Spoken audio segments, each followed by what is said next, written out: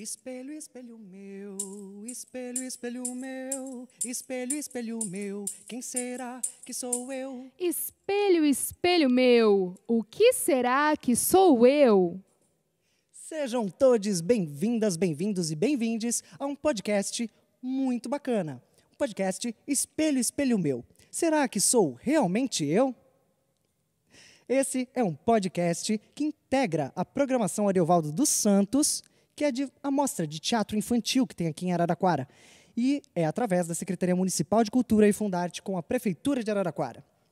Vamos lá, porque eu estou aqui. Sabe quem está aqui? Quem está aqui comigo é ela, que é atriz, escritora, contadora de histórias e professora de português e inglês. E aí, Luana Germano. Oi, gente, eu estou muito feliz de estar aqui com vocês hoje.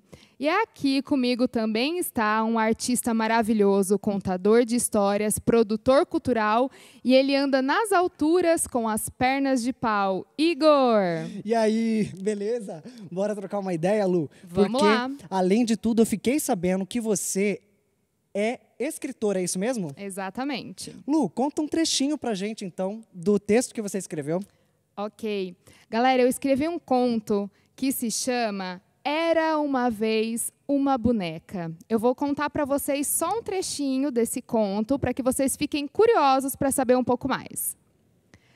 Quando Leriel estava mais cansado e exausto, uma coisa incrível aconteceu. Quando ele quis desistir, pensando que jamais conseguiria, ele caiu de joelhos sobre o chão, sem ânimo para continuar. Foi quando a força que ele jamais imaginou que tivesse apareceu. De onde? Do lugar que ele nunca pensaria em procurar, dentro dele próprio. A coragem invadiu cada membro do seu corpo, fazendo com que ele reagisse. A esperança tomou conta do seu coração. Ele levantou-se, começou a perceber, aos poucos, a epifania fez com que a clareza da sua mente voltasse. Ele olhou para Sofia e sorriu. Uou, Lu, é realmente muito inspirador te ouvir. E aqui, você contou apenas um trechinho pra gente, mas assim, eu confesso que eu li o texto inteiro e é realmente muito inspirador. Nele você fala de assuntos importantes como o amor, perda, exemplos, felicidade. Você escreve até sobre raiva, fé, perseverança, história, mitologia. É incrível, assim. E eu fiquei sabendo que você se inspira em escritoras como Marina Colasanti, Clarice Lispector, Lígia Fagundes Telles. Sim, eu adoro essas escritoras. Desde muito pequena eu leio sobre elas. E elas me inspiram, e elas me ensinaram, na verdade, a ser uma mulher mais forte, mais corajosa, determinada, que vai atrás das coisas que quer. Todas as histórias e contos me tornaram a pessoa que eu sou hoje. E eu sou muito grata a elas por isso. E haja coragem, porque você trabalha em 3 escolas, é isso mesmo? Isso mesmo, Igor. Eu trabalho em 3 escolas, é um trabalhão. Mas também é muito gratificante, porque eu lido com crianças de diversas idades. Com crianças pequenas, adolescentes, pré-adolescentes. E é muito legal presenciar a transição deles por essas etapas da vida. E meu conto também é sobre isso, porque ele apresenta camadas. Então, se uma criança lê, ele vai identificar um determinado tipo de assunto. Agora, se um pré-adolescente lê, ele vai ter outra visão. Se um adolescente, um jovem, um adulto lê, ele vai encontrar outras questões. Então, é muito legal por isso. São muitas camadas, realmente, né? Então, diz pra gente sobre essa transição da infância para pré-adolescência, para adolescência, para juventude. Lu, qual é a importância da professora, do professor, nessa transição da vida escolar? Bom, essa fase de transição é muito complicada, porque o jovem, adolescente, a criança, ele tem muito sofrimento, passa por alegrias, dores, confusões, se abrem vários caminhos na frente dele e ele não sabe muito bem quem ele é, que caminho ele vai escolher, como ele lida com essa situação. Eu acho que o professor é fundamental nesse período porque o professor é como uma luz, uma bússola que vai mostrar para a criança, para adolescente, para o pré-adolescente, qual o caminho mais interessante, mais rico que ele deve seguir na vida dele. E as histórias ajudam isso, né? Na verdade, o professor media, uma mediação entre as histórias e os alunos. E, ao mesmo tempo, para que eles tenham espaço, né, Lu, de escolher o caminho que eles quiserem. Exato. Eu acho que a criança precisa ser ouvida. Muito massa. Gente, esse assunto está muito, muito bacana. E agora eu vou te fazer algumas outras perguntas, Lu, porque a gente está falando do conto de fadas, da fantasia, e, ao mesmo tempo, a gente está falando de um assunto sério, que é um assunto sobre autoestima e baixa autoestima na infância. Pelos dados da OMS, 8% das crianças a nível mundial vivem depressão infantil. Isso significa 180 milhões de crianças no mundo que passam por um quadro de depressão infantil. Lu, como trabalhar com a autoestima para que as crianças não cheguem a esse quadro de depressão? Ainda mais agora, nesse momento de pandemia, né? Que a gente está vivendo, muitas estão dentro de casa. Longe dos colegas. Exatamente, sem brincar. Isso, sem brincar, longe do mundo que para elas era interessante, que era normal, né? Bom, eu volto a falar das histórias, dos contos de fadas, dos contos. Por quê? A criança ela precisa se autoconhecer, saber quem ela é. E isso é que vai gerar uma autoestima nessa criança. Quando ela lê uma história, um conto de fadas, uma história infanto-juvenil, um livro, ela vai se tornando próxima dos personagens, da história. Então, ela vai entendendo que outras pessoas passam por outros sofrimentos, assim como ela.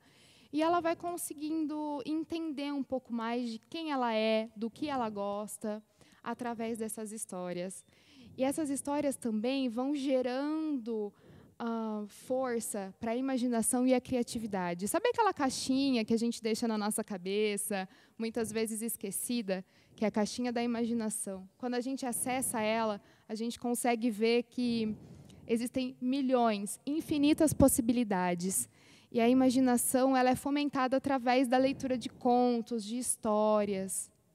Muito massa. E a visibilidade também dessas personagens, dessas heroínas, por exemplo, de valorizar o estilo de cabelo, de valorizar, sei lá, outros pontos também, né? Novos heróis, novas heroínas, né? Sim, hoje a gente vê que existem muitos livros, muitas histórias falando saindo daquele padrão, né, da Disney, mas entrando no padrão real. Então, eu acho isso extremamente maravilhoso. Maravilhosa. Essa conversa me trouxe o lugar também. Até no dia 22 de agosto, eu lembrei que é dia do folclore, inclusive, né? Valorizar essas histórias também da nossa brincante, né? Sim. Desse estado brincante, né? Folclore são histórias brincantes. Maravilha. A gente também, eu estava aqui pensando sobre coisas que acontecem na escola também, sabe, Lu? Tipo bullying, coisas assim que a gente, mesmo a gente adulto, garotada, tipo, a gente não acha isso legal. Não, né? A gente não acha bullying legal. E a gente precisa dizer que estamos com vocês e que vocês podem ter abertura. As crianças precisam... nós precisamos ouvir as crianças, na verdade. A verdade é essa. As crianças têm muito para falar para a gente e a gente não consegue ouvir, muitas vezes, as crianças. Mas eu acho que essa é a hora, mais uma vez, na pandemia, né? As crianças estão em casa, junto com os pais, com os adultos. Então, vamos dar ouvido para as crianças, sim. E quando voltarem à escola... Lu, olha, temos que falar sobre isso. Tem crianças que não gostam de estar na escola. Verdade. Mas é o seguinte, o que nós podemos fazer para transformar a escola num lugar mais atrativo também para as crianças? Lu, o que você acha que é preciso na mudança desses sistemas? O que a gente pode fazer no nosso cotidiano mesmo, enquanto arte educadores, para que a escola seja um lugar mais atrativo, para que a criança queira ir à escola? A escola precisa de arte. Né? A gente conhece a escola como um sistema fechado, onde a criança vai lá, ela entra numa caixinha e aprende a ser igual às outras crianças. Então, a gente precisa que a criança ela seja única, individual, criativa, ela possa se expressar, ela possa cantar, dançar, fazer teatro, escrever e contar histórias. Então, eu acho que precisa de mais arte, trabalhar muito isso na criança. É muito ruim quando uma criança está pintando o tronco de uma árvore de azul e a professora vai lá e fala, não, o tronco dessa árvore tem que ser marrom. Que isso? Né? Não, é a árvore da criança, é a criatividade dela. Sim. Crianças, pintem o tronco da árvore da cor que vocês quiserem. É sobre isso. Maravilha, Lu. Gente, essa conversa está muito bacana, mas o podcast já está chegando ao final. Ah, que pena, Igor. Mas, lembrando que esse podcast é da semana Ariovaldo Santos, que é uma mostra de teatro infantil que tem aqui na cidade. Então, agradecer à Secretaria Municipal de Cultura, Fundarte, à Prefeitura de Araraquara e dizer uma coisa aqui, bem bacana, que eu lembrei, Lu, de uma frase de um professor. Esse professor, o nome dele é Paulo Freire. Ele dizia assim, educação não transforma o mundo. Educação muda as pessoas. Pessoas mudam o mundo. Uau, Igor! Eu adoro Paulo Freire. E agora que você falou, eu também lembrei de uma frase dele.